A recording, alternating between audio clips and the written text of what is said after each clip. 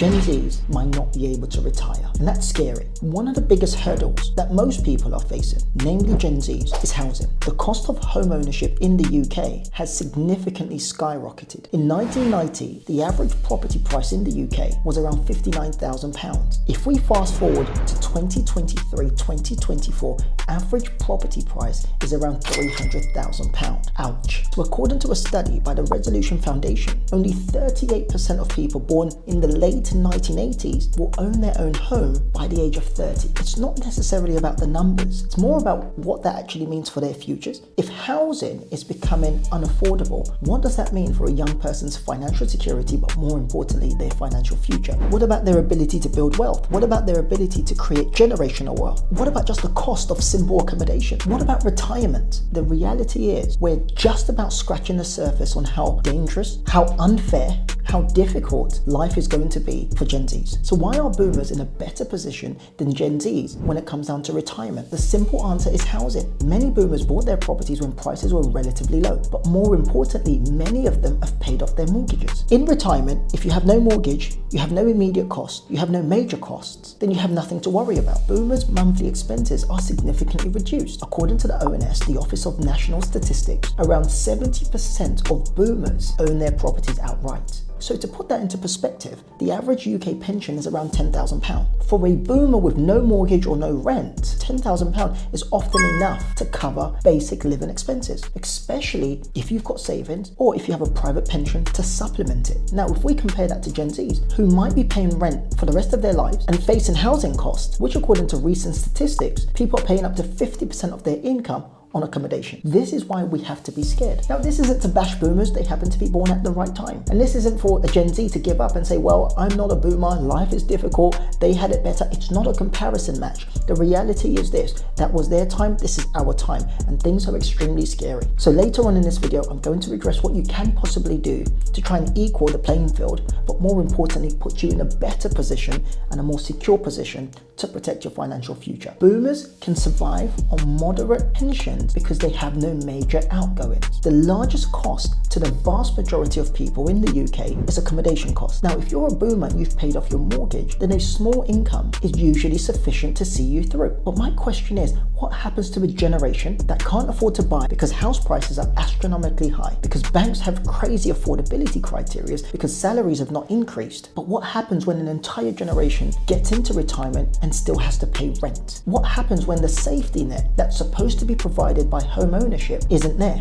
This is the financial edge or the financial cliff that many Gen Zs are walking towards. And unfortunately, there is no safety net to catch them. If the average salary in the UK is around £30,000 and take home is around £2,000, and the average person is spending 50% of their salary on accommodation, I can't begin to imagine the position that many Gen Zs will find themselves in the next 50 years when it's time to retire, but they still have that major cost, that major burden, and an increase in rent to pay. Something has to be done. So in the UK right now, the average rental price is about £1,200. But what happens when we project that figure 50 years into the future? Let's assume a conservative annual rental growth of 2%. Let's go with 2%. The average rent in the next 50 years could be around £3,000 per month. That's £36,000 per year just in rent. Now, I want you to look back. If the average pension is £10,000, but your rental cost is forecasted to be about £36,000, then we are in trouble. Now, imagine trying to retire with that sort of burden, but more importantly,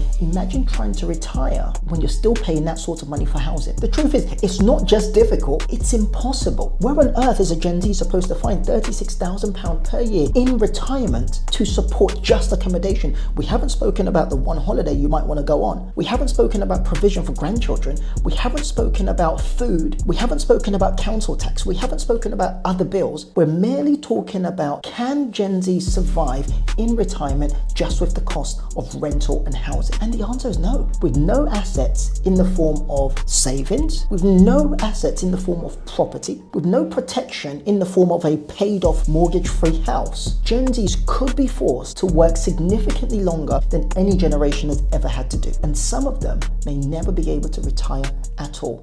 And this is all due to housing. This is why we've got to hold the right people accountable. This is why we need to stop the fake fights debts and fighting the wrong people, fighting landlords, fighting immigrants. The reality is this issue is going to affect millions of Gen Zs who are in their 20s, maybe early 30s, who will not be able to retire up until 80s. And when they get into their 80s, they've got to find up to £36,000 per year just to survive and pay for accommodation. The country, as we know it, is in trouble. This isn't just a personal issue. This isn't something that you watch this video and you say, oh, well, I'm okay. No, this is a societal issue. This is an issue that will affect mums, dads, uncle and aunties, friends, family members.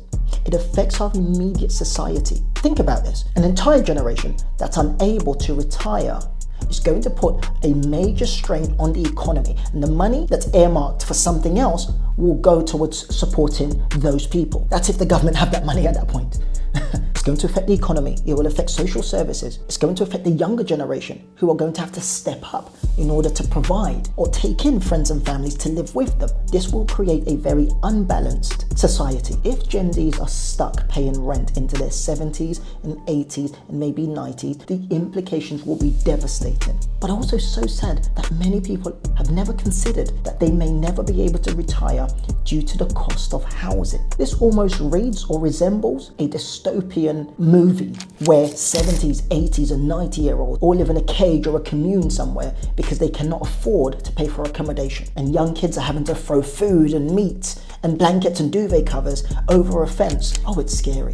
Oh, that's absolutely scary. And I'm pretty sure Netflix or someone's going to create a movie. But I want you to imagine a society where people in their 20s today, in 50 years' time, are likely to be homeless or likely to be dependent on a state that doesn't have the money to protect them, or likely to be dependent on their great-grandchildren just for accommodation. This creates an environment where Gen Zs might have to be working into their 70s and 80s just to make ends meet. Housing is just one piece of the puzzle. Let's take into consideration other factors that Gen Zs have to be conscious about. Student debt, for example. The average student debt in the UK is around £45,000. It's a heavy burden. Now, I'm not saying there shouldn't be a cost for university. I'm saying Gen Zs are in trouble. What was promised has failed. The provision of accommodation, the provision of a buoyant market that enables people to get on a property ladder, build wealth through property. But right now, forget about building wealth through property. Forget about wealth. Let's talk about just surviving. If you're able to buy a property, you're protecting yourself against the future and retirement. It's scary times. So what can be done? The truth is, not much. Now, I'm not an economist, but I can try. We've got to focus on financial education. Gen Zs need to be financially literate from a young age. This includes understanding investment, understanding pensions, understanding budgeting. There is no point sitting still and waiting for the government to provide and to protect you